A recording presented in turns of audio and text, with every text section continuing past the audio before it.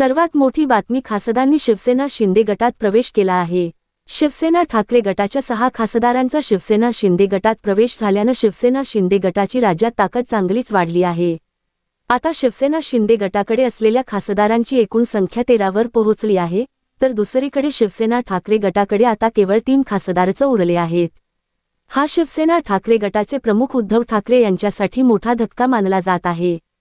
दरम्यान त्यापूर्वी शिवसेनेतून एकनाथ शिंदे यांनी उठाव केला होता। एकनाथ शिंदे यांच्या उठावानंतर शिवसेना पक्षात उभी फूट पडल्याचं पाहायला मिळालं। त्यावेळी अनेक आमदार आणि खासदार यांनी उद्धव ठाकरे यांची साथ सोडली होती। एकनाथ शिंदे यांच्या उठावानंतर तत्कालीन महाविकास आघाडी सरकार अल्पमतात आलं आणि उद्धव ठाकरे यांना मुख्यमंत्रीपदाचा राजीनामा द्यावा लागला। दरम्यान त्यानंतर आता पुन्हा एकदा दुसरा मोठा धक्का उद्धव ठाकरे यांना बसला। तब्बल 6 खासदारांनी शिवसेना ठाकरे गटातून बंडखोरी केली आणि त्यांनी शिवसेना शिंदे गटात प्रवेश केला। मुंबईमध्ये उपमुख्यमंत्री एकनाथ शिंदे यांच्या उपस्थितीत हा पक्षप्रवेश सोहळा पार पडला होता। त्यानंतर ऑपरेशन टायगर सक्सेसफुल झाल्याचं शिंदे यांनी म्हटलं आहे। काँग्रेसला मोठा धक्का बसला आहे। अमरावतीमधून मोठी बातमी समोर येत आहे।